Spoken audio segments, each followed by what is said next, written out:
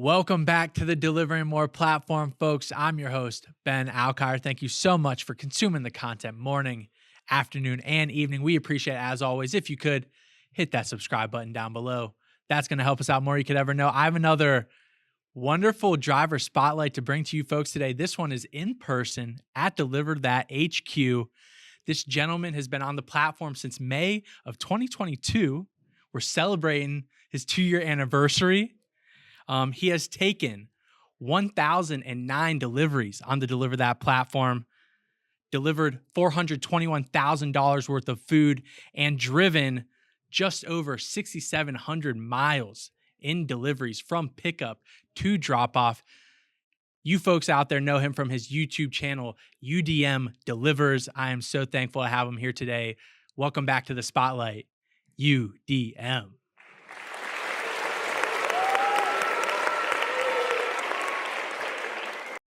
Okay, that was my first time hearing those numbers. I've done 1,000+ deliveries. 1,009.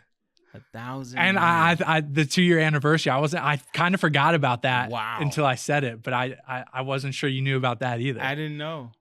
Yeah. See, that's the thing. You know, when you sign up for these apps, right, you don't really pay attention when you got on. You kind of know like the months, sort of, or the year, but. Okay, 2 years. And you said 420 something. 421,000. I'm almost at 1 million. Yeah, we're getting there. We're getting there. Yeah, close enough. We're getting there. Yeah, first delivery May 9th, 2022. That is right. That is right. It's coming back to me now, because at that time when I got my first few deliveries, I was pumping out videos to tell my experience before anything else came up. Yeah. Okay. Now it's all coming back to me. Yeah, I'm trying to think too. So because I know we talked about this previously, but you signed up for the platform well before that, or attempted to. Yeah. And then actually started taking deliveries later on. So would that date have been after we came down to Miami and you sat down with Christian and Sade? Would that line up? Well, I'll tell you this. Okay, so I signed up for the platform, I want to say maybe about 2020. But at the time, the DeliverThat team were doing like ride-alongs, in-person ride-alongs. And I had another driver of a friend of mine, that he was a driver. And I told him, man, sign up for that. Let me know what it's like. Because I didn't really have time because of my kid's schedule and trying to figure out a time to schedule to do the ride-along. And I also had to work. So I'm like, I don't know about this ride-along thing, So I just said, he told me about it. He said, I just met up with some guy. He just showed me what it was like. And then it's like one of those situations where it's just kind of like we forgot about it, because he never continued after that ride-along. And then I received a phone call from one of my subscribers, I want to say 2 years later, right? And he told me, man, they're in Fort Lauderdale. You should check them out. They have like a meetup, and they had a CEO there. I guess that was one of the other locations. And I said, okay, I'll check them out tomorrow. If they're gonna be up there tomorrow, I'll swing by, And then I didn't know. I saw all the setup. They had a lot of DeliverThat stuff in front of Koyo Taco. Yeah, Koyo Taco, shout out. And I said, okay, let's see what they're talking about, because I didn't want the team to know who I was or why I was there. I don't think we did either until you introduced yourself, maybe. I think Christian had an idea, because he saw like some random guy just standing there, and he knew the guy that called me, the subscriber. He said, I guess he gave him a heads up and said, hey, this guy is gonna swing by tomorrow. And he was trying to figure out if it was me or not.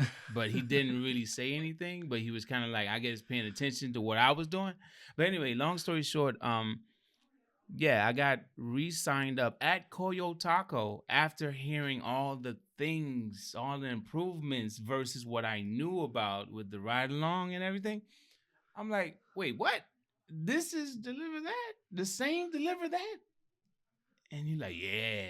And he's smiling from ear to ear and like, yeah, it's a whole different ball game. And I signed up right at Koyo Taco. with Christian. Yeah, yeah, and I mean, I believe that too because he was probably super prideful about that too because he was a big catalyst in how he changed that onboarding to Oh, do it completely virtually. Obviously, the main catalyst being COVID at the time, you couldn't do a ride along. People aren't going to have just some random person getting in their car during that period of right. time. But yeah, so we went to completely online virtual onboarding, and then Hmm. he was a big cog in that machine and making that happen. So, Yeah. and then he's, I mean, everyone doesn't know Christian, but we know Christian, and maybe some people who've watched Meet the Teams with him and stuff maybe know him and have been on the phones with him here and there. But he's an outgoing guy anyway, so Yeah. I think he would have came up and talked to you no matter who you were. Yeah, but there were some other drivers there as well, and I guess he was just in that mode of just trying to get everybody before people started to, you know what, I'm not interested. Let me get out of here, you know. So he was just moving around, you know, and just talking to everyone and just giving all the information, and then Sade chimed in as well, you know, and it was different than any other meetup that I had been to. So it was very interesting, man, and it hooked me, and now I'm at 1,009. 1,009 deliveries 2 years later. 1,009 delivery. And that's okay. All right, that's cool, man. I gotta celebrate with my wife when I get back home. Say, Hell hey, yeah. I'm almost at 1,000,000. She's gonna be like, well, where's my million? Right? Yeah. Those meetups too. We did that was like the Florida tour. So we did Miami, Fort Lauderdale, Orlando, Tampa. We did it in like a 3 day span. I think we did three 3 cities in days. 4 days. Yeah, three Oh, cities in 4 days or something like that. So I was it missed that was it though. all driving? Yeah, yeah, yeah. We flew down to Fort Lauderdale, had a hotel, and then the day you're talking about, we were split. So we did one day at both Coyo Taco locations, one in Fort Lauderdale, one downtown Miami, Yeah. and we split up as a team that day. Went to 2 locations, then went to Orlando the next morning, then went to Tampa the next morning, then Y'all flew were out the next morning. y'all were busy. Yeah, it was crazy. It was a lot of running around, but I miss it. I want to do that again pretty badly. I Hmm. think the energy, like you said, like when you have a cohort of people who are like all there to kind of interested in the same thing in the gig economy. People have been around it, and it's a lot more fluent nowadays. Like the gig economy is much bigger in Yeah. 2024 than it was even 2 years Oh ago. yeah. So I think nowadays, I think the turnouts would be maybe be a lot bigger. DeliverThat as a platform is a little bit more well known nowadays. So the Yeah. driver fleet who shows up would be bigger. But yeah, I want to do a Texas meet and greet where we do like Dallas, Houston, Austin, or something like that. I don't know what order it would be in, but I think that would be a cool one to Well, do. I went to Dallas and it was hot. That was during the summer of, I want to say 2021. The summer of 2021, we drove from Miami to Dallas. We stopped in Georgia, Atlanta, Georgia, and then we drove 11 hours and some change to Dallas, and it was hot. I'm a person that, being a person that lives in Florida, sometimes I just ride with the windows down, and I don't need to burn any AC or anything like that, and I could deal with it even when people are saying, "Man, it's so hot. Why you riding with the windows down?"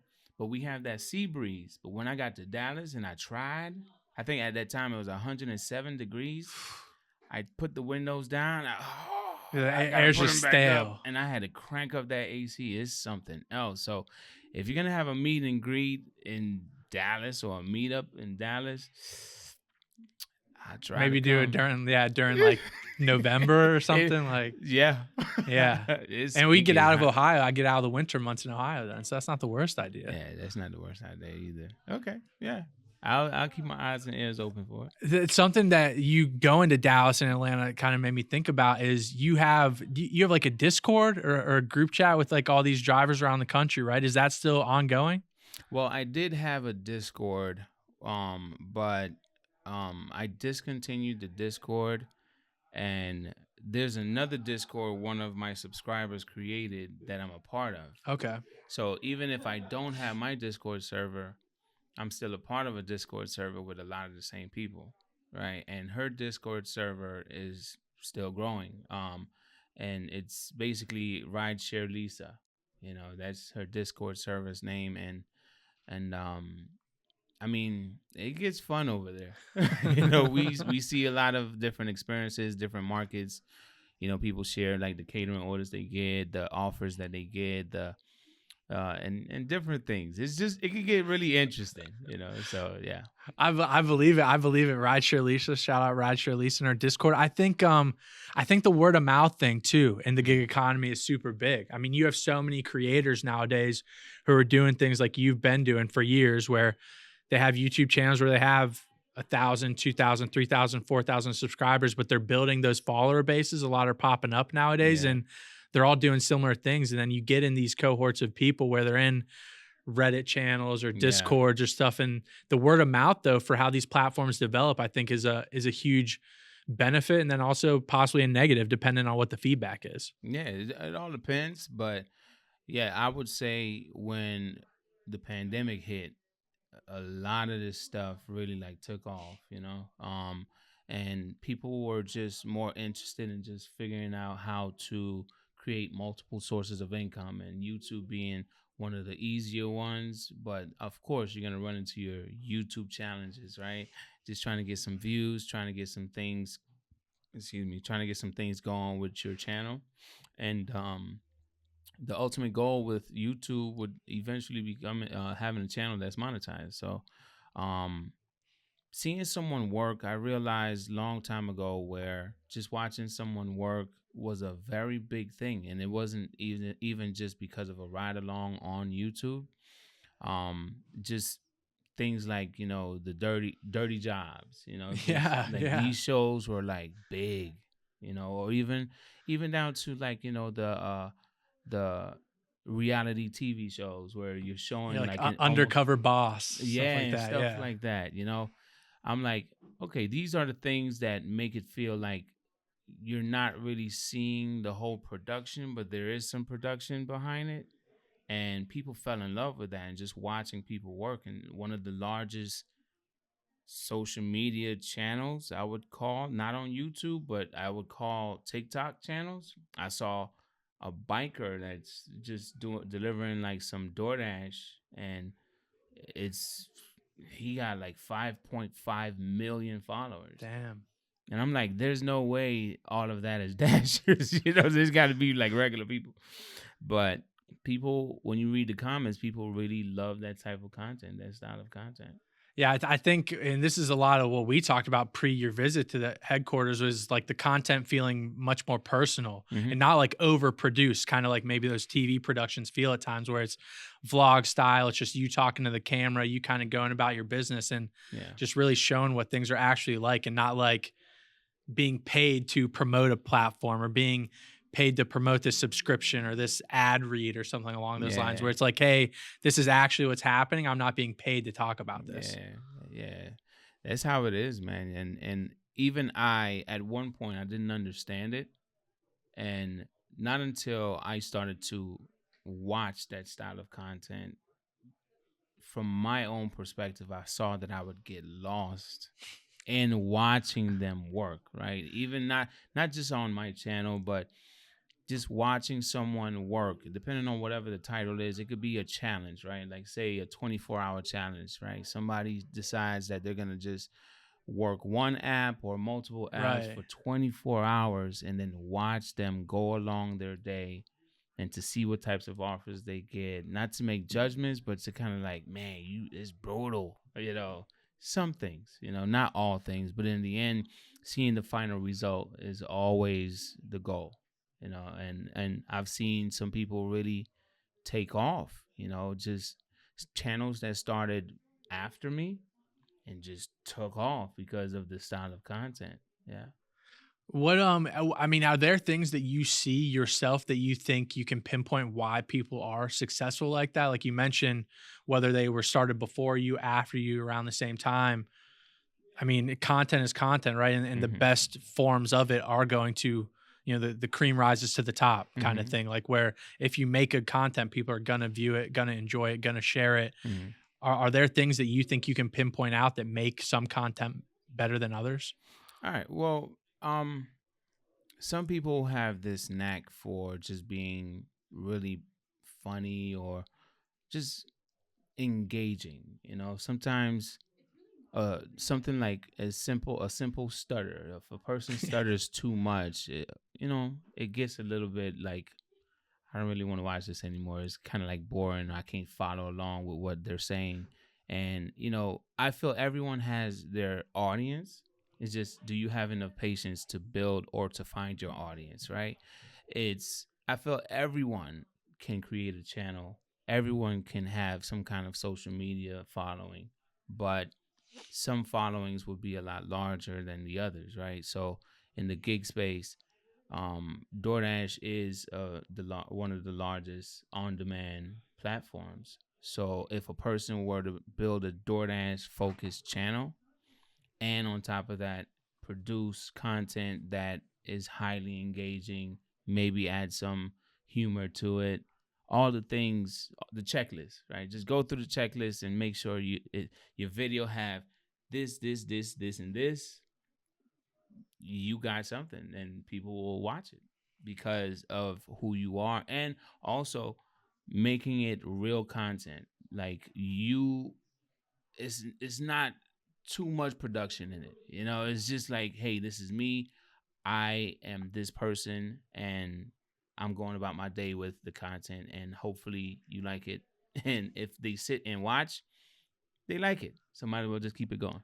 Yeah, I think for me that what you said at the beginning is like kind of a big point for me where there are accounts that blow up, whether, people are going to say it's overnight. I'm sure behind the scenes they were grinding their ass off to make it happen, but Yeah. accounts like that do happen. But for us specifically on our channel, it is a slow burn, right? I mean, we were hundreds of followers over the years, and now over the past couple months or so, we're now getting to a point where we're gaining like hundreds of subscribers a month and getting to a much better place where we are now monetized and in that position you were kind of bringing about at the beginning of the conversation. But content in general, I think it's always a slow burn to kind of try and find that audience. And it's like, okay, do you have the willpower to power through and kind of oversee that adversity, oversee that, hey, your first 10 videos, they're probably going to get 10 views, 20 views, 30 views, 5 views. If you're in the content game just to get immediate recognition, you're probably going to flame out pretty quick. Pretty quick. Yeah. And I've seen it happen, with smaller content creators in the gig space. They have a good run, and then all of a sudden they kind of like disappear for a while. And sometimes they disappear forever. I haven't seen some of them come back at all since I started in like 2017, and I don't have their phone numbers to try to figure out what they're doing now, catching up with them or anything like that. But I mean, I do have some contact with some of them, but some of them is just, they just gave up on the gig space, man. So you brought up kind of DoorDash being a viable place to make a channel from. Yeah. You yourself make a ton of DoorDash content still nowadays. That's a large portion of your channel. Well, I mean, what about the gig space that we're in right now? Obviously, you navigate multiple platforms, multi-apping, DeliverThat, DoorDash, Delivered, Uber Eats, you name it. You're on all of them. How do you feel about how you navigate the gig space these days? Well, just you will hear conversations about, in order to survive the gig life that we live now in 2024, you got a multi-app, right? But I just recently had a conversation with a driver that said, no, what if you utilize this app more, you can make more with that app. I was like, wait, what? Instead of breaking up your time with this app and that app and that app and that app, why not just focus on this app and to see what you make with it and learn it and see how it works and I have had that experience, and I'm kind of almost going back to that, right? Yes, I understand how to multi-app. Yes, I have access to multiple apps to make money in different ways. But at the same time, what if in 2024 it is different versus how it used to be in 2018, 2019, when I felt like, okay, I got a multi-app, right? But now I'm beginning to see something a little bit different with one app so far. And it's been very interesting. And when I say app, I'm thinking more on demand, right? When it comes down to DeliverThat, I'm not thinking these are more pre-scheduled, right? These are catering, right? But when you're talking about on demand, the experience has changed drastically from 2018 to 2024. And I'm doing some behind the scenes experimentation, and I've seen some eye and jaw dropping experiences. I've had some really good experiences. Hell yeah, I know you'll be willing to share all those on the channel and everything. So I hope people get to see that in the future. And the patient side of thing that you kind of mentioned, that's what whoever said that to you in terms of focusing on one app, that's kind of what that lends itself to me. And I had a driver spotlight the other day with a gentleman in Orlando who said his number one driver tip would basically just be, have some patience with the applications. Like you're saying, there are times where apps are going to be slow. There are times where apps are going to be extremely busy. And there's kind of these ebbs and flows of food delivery and how they operate, or parcel or grocery or whatever you want to, whatever gig economy application you're working on or platform. But you're mentioning taking the time to actually learn about that app specifically and not just hopping on it, hopping off it, hopping on it, hopping off it, and finding like the intricacies of how this app actually operates. Well, not necessarily about the learning process when dealing with the app. It could be if you're new, obviously you have to learn the app, right? But it's just more about having patience with the app, right? Just understanding, like, okay, let's use DeliverThat as an example, right? One thing I hear drivers complain about most is, well, it just showed up and it disappeared. Okay, now if it just showed up and disappeared one time and I give up at that moment, then maybe I could have grabbed 5 if I was able to, right? But I would have to be more patient. I would have to sit and be patient to see those 5 pop up for me to be able to take it. But if I give up with the first one that disappears or the second one that disappears, then it's kind of like, I'm not going to gain the full access or the full experience that I'm talking about right now unless I'm patient with it. So it's patience is key with everything that I'm talking about right now. And sometimes you may have to sit around a little longer than you would like to. You may have to take some orders you may not want to take. All of that has a part to play in the entire equation of just being more patient with the app. Yeah, I agree with that 100%. What about in terms of on demand apps and platforms like that? And a lot of discussion in the gig economy is around like transparency Mm-hmm. and how apps pay out and the mileage of deliveries and what the expectations on those deliveries actually are. And if you don't meet those expectations, how offers come and go, or they might disappear because they don't believe you're operating to their standards or something along those lines. Do you feel like transparency is a big piece to how you relate to that specific platform, whatever it may be? I hear the word transparency thrown around a lot. And I will say, as I matured in the gig space, I I just say, hey, face value is all that matters to me, right? If I see an order that is, let's say it's $7 going 7 miles, right? I look at that order and I say, can I make this work? Is it going in a direction that I don't mind going in? Will I get something like if I'm trying to come back this way? I ask myself all of these questions, and if it's a go, then I accept it, right? It's more about face value for me. Everything else is like these. This was like the old way of doing things, but like I said, it takes like some level of maturity in the gig space and just understanding what's going on here, right? Not just saying, hey, I'm just gonna turn on this app. I'm just gonna accept everything, or I'm gonna accept orders. I'm not gonna take anything less than $2 a mile. Right. Yeah, that's all fine and dandy, but it does not have to be this steadfast, just strict rule. You can fluctuate. You just like the gig space, like it's busy in quarter 1 or versus quarter 4. I mean, I'm saying it's busy, but I know quarter 1 is usually the slower quarter, right? But if it's busy in quarter 1 and then quarter 2 is not so busy, then whoa, what happened? right? You have to adjust. You have to make a decision at that point on what are you going to do with this $7 going 7 miles, yeah, especially if you're a full-time gig worker.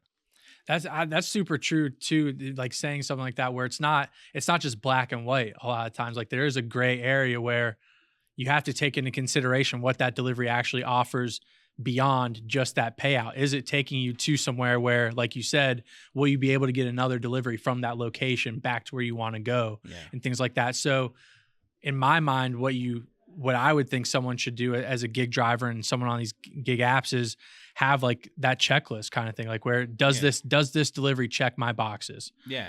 Does it check A, B, C, D? Great. Does it check A, B, D? Mhm. Okay, 3 out of 4, not bad. Maybe I should still take it. Does it only check A? Yeah. All right, we'll wait for the next one. Yeah. And I try to tell people, there was something I try to explain to the community. Sometimes it could get a little difficult, right? But I try to explain, if you and I work in the same area, right, the same market, but you have certain rules or certain boxes you check off that are not similar to mine, but I make more than you, unless we have a conversation for you to figure out what am I doing different than you in the same market, working the same times, that's the only time we'll be able to actually get you to make as much as I make, right? But I also say, if an offer pops up, if you don't see value in it and I see value in it, then I'm making money on it, but you're not. And however long it takes for you to get an offer that you see value in, when I see value in all of these other ones, I will automatically make more money than you. So I feel, if I were to put any kind of like information out there for any driver on any platform, maybe you need to look at the offer for what it is and see if you could find some value in it. That's why I said, if I have a $7 going 7 miles, somebody that's watching this right now would probably say, I would never take that. Why would I do that? Right? But in my mind, if it's taking me towards a DeliverThat pickup, I don't have to worry about return miles, not right now. And if I'm returning, I could turn it on again and see what I could get taking me back to where I just came from. It's just seeing the value in it. I try to use the McDonald's dollar menu. I heard that it's no longer in existence, but the dollar menu is the perfect example of an explanation. So just bear some patience with me, okay? It's very simple, but for whoever that's watching, just listen to what I have to say, please. If McDonald's is the largest restaurant chain in the world, how can they see value in a dollar menu? It's not a question for you to answer. It's just, you would think they would market their meals like, hey, get this meal, this Big Mac meal for $8 or $12, whatever the amount is, right? You would think that they would focus on that, but no, they went down to the dollar because some people can only afford something from the dollar menu, right? So obviously it's a group of people that they felt like, you know what, let's tap into this group that can't really afford the $8 to $12 meals. Let's give them something cheaper. And they kept it for a while. So if McDonald's, the largest restaurant chain in the world, can see value in a dollar, why can't you see value in something maybe like $2? If it makes sense, make it happen. If it doesn't make sense, then you leave it alone. It's just all about perception and how It you is. actually see that, what value that delivery can actually bring to you. That's a lot of good points. And what you said anecdotally during that was, if you do have deliveries on other platforms, like you said, is this delivery taking me to somewhere where I have something else pre-scheduled? Yeah. Or is it just taking me to, like, you got to go pick up your kids a lot of times. Yeah. Is it taking me to an area closer where that drop off is closer to their school or something like that? You know what I mean? So is it just adding convenience to my day as well as putting money in my pocket? Yeah, exactly. That's it in a nutshell. That's the foundation of how I work every day that I go out on the road. I it just has to position me in a way for me to get another one. Instead of me, okay, so some drivers will say, I'm not taking that because it's not $2 a mile. I have to consider dead miles. Okay. But what if you position yourself or you accept the order because of where you're going to land or where you're going to end up, and you don't move until you get something else because you're nearby other restaurants close enough for you to get something that may take you back to where you started from. So I don't have that steadfast or that strict rule of just $2 a mile. I may do $1 a mile, but I know I'm landing or I'm gonna end up where it's gonna give me something else. So there's no dead miles because I'm just relaxing. Or sometimes I get an order before I even drop off the one that I have. So there's no dead miles. Yeah, just finding purpose in every delivery you take. I think that's That's kind it. of what it is. What I want to talk about the restaurant experience a little bit with Okay. you, if you don't mind. Yeah. In terms of, so I mean, as you mentioned, the channel's been live since 2017. Is that Mhm. 2018?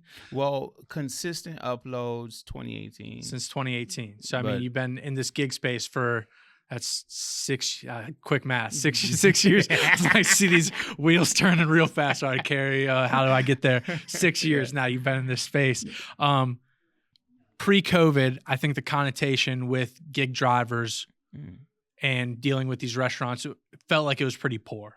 yeah. The relationship, the interactions, there was always possibly a bit more not leniency, but tendency to have like a negative experience with these restaurants sometimes, Yeah. or even the customers on the back end because of what these expectations were. Yeah. Now we're 4 years removed from COVID, where delivery has become this necessity, basically, of anyone's life. Delivery is this massive boom over the past couple of years, and restaurants have now become reliant on a large portion of these gig drivers.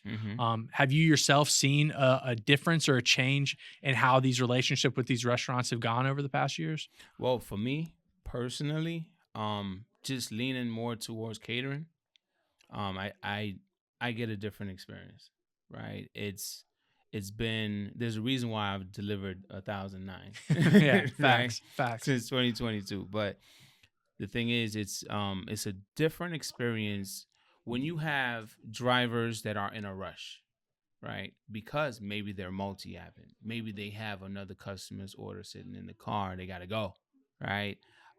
Maybe whatever the situation is, or maybe it's just taking too long at the restaurant and they gotta make as much as they can for the time that they're out on the road, right?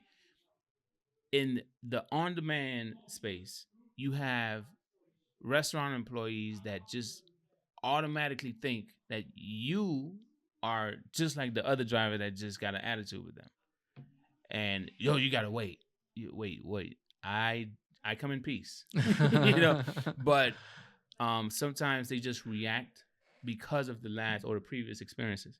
So when I'm in catering now, it's more like, hey, it's more of we're happy to see you. Just be patient with us. And there's a lot more patience, especially with DeliverThat.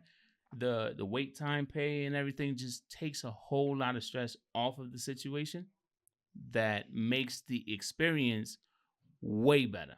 So there are drivers that still do on demand and are still angsty. They can't sit around and frantic. wait. Yeah. They want to get up, they want to get the order and go. And restaurant staff sometimes, like at a Taco Bell just last night, I was waiting for like I think about 40 minutes. Jeez. On one order, but I wasn't in a rush. I did earlier that day. I think I did about 5 DeliverThat orders, and I was just waiting. I was just chilling because I had to prepare for my trip here today. So I was just relaxing. But I saw what the situation was. I'm not gonna put more pressure on them. They were understaffed severely. The drive-through was long, and it was just, why would I make the situation worse? So I was patient. I wasn't in a rush. I got the order eventually, and I was on my way. But I could only imagine another driver that's actually out there trying to make some money. They wouldn't wait. there was another dasher in there, and he was losing his patience, and I'm like, dude, I've been here before you. but but I also understand it. But the difference between the two is just night and day.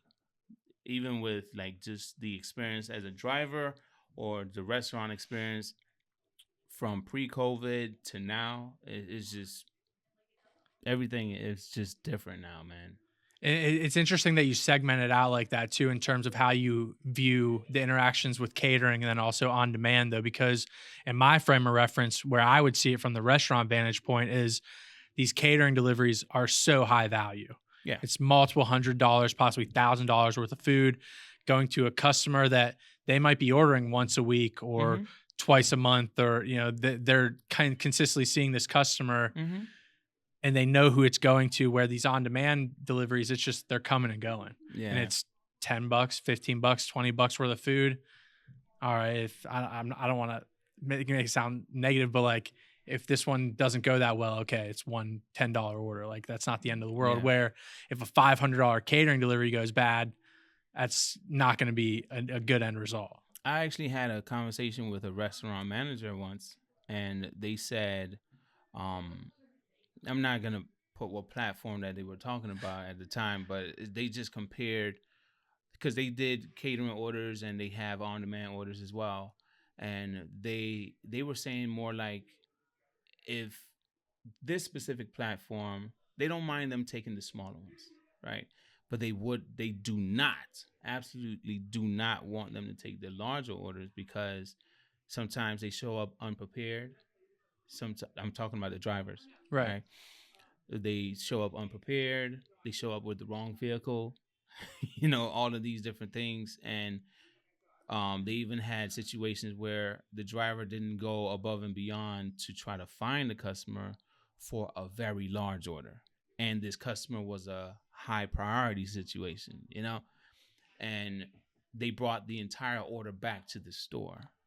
So, it could get really sticky. It could get really sticky out here. But the staff, especially with it being a high value order, I told a community of drivers online that you are treated differently, because this is just a situation where they prioritize your order over a lot of the other ones, because this is important. This is high priority. This is high value.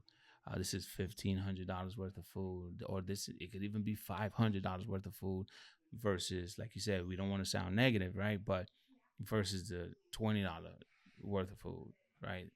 What I mean, on a realistic basis, Right. if we just Keeping keeping it in a real, realism world, right? if we're just keeping it real, who would not take $500 over 20?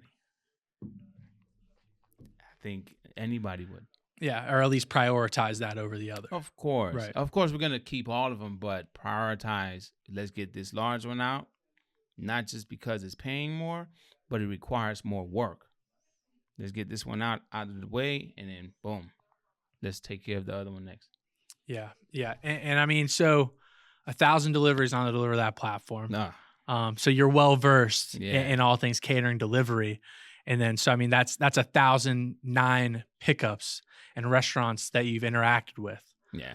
Locations, brands, whatever it may be. Mm-hmm. If you had to pinpoint a couple things on the restaurant end of things that make these pickups or interactions go as seamless as possible, do you have a couple tips for a restaurant who's interacting with a catering driver day in, day out that make the lives of the gig driver easier? Wow.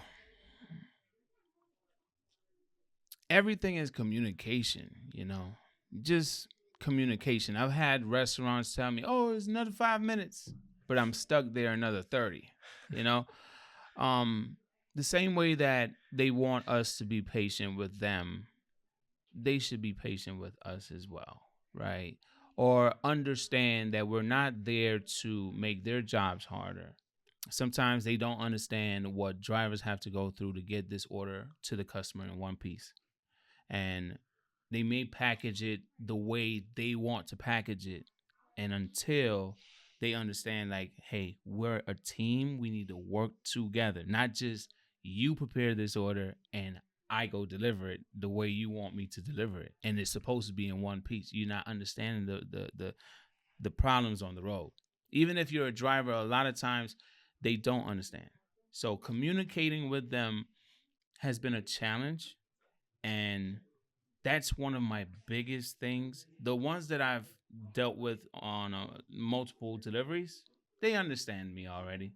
We don't have to have this conversation. Um, but the new ones, whenever I decide to go to a new restaurant, sometimes it's like, no, we package it this way. You cannot move. You cannot do anything else. But I need to get it. This is not going to work. I tell them straight up, the way this is packaged is going to be a disaster for you and me when I get to this customer. Sometimes I got to go over speed bumps, and I have to go through the whole thing like, hey, speed bumps, in and out of traffic, like lean in and stuff like that. Some restaurants, they absolutely give me a hard time, but later on they understand why. Yeah, I mean, like you said too, once you build that rapport with them, Yeah. things get a little bit easier. But I think a lot of their reaction comes from the experience they have with previous. on demand. Not just previous, but the on demand. Give me the order. I want to get up out of here. And just thinking like, I'm not gonna take care of this order that you just worked on. I am. Okay. If I deliver this and it's scattered everywhere, someone is gonna have to answer, how did it scatter everywhere? And that's gonna have to be me. So I don't want to waste anyone's food, so just communicate with me. Let's work as a team to make sure that what you give me, I can get to them. But if you're going to package it however you want to, and you're not going to let me help me, then we're going to have some tension. But it's not bad tension, but you just have to understand, I have to do this. Please let me do this. Or let's work together. Let's have an understanding, please. So it seems like packaging is the main thing you're experiencing out in the field that you think could be done a bit better. Well, packaging was the main thing. Okay, so it's gotten better. It's gotten better because the restaurants I frequently go to, these are like regulars that know me. So when they know it's me, hey, yeah, all the stuff is there. You can just pack it up, Get in, get out, yeah. Yeah, they work with me now, but the beginning stages of that building a rapport, it was a little rough, but eventually they got it. Okay. Yeah. All right. Shout out the restaurants though. Obviously, they're a huge cog in this machine and making everything work, and the end consumer who's ordering the catering deliveries that we gotta deliver. So there's always different pieces of the puzzle. Man, I'm thankful you came to HQ. This has been a big a work in the making. That's not how you say it. But I don't know. It's something. It's been in the making for a minute. Yeah. I've always wanted to come here. I'll just say that just being able to meet the real people that support me through my deliveries, not even them, right? The 1,009 deliveries, and when I say them, I'm talking about the drivers on the road that do deliver that, right? I know I've heard tons and tons of great comments of people having conversations with me about, man, DeliverThat support is awesome. Just meeting the team, the real people behind it, makes the experience 10 times better. I could go back home in 2 days from now. I could go back home and I'm like, oh, I know who this is on the phone. Yeah, you're going to help me through this, like Heather, I know if it's Heather's, I'm pretty sure the whole team. I didn't get a chance to meet everyone just yet, but the environment just seems very helpful.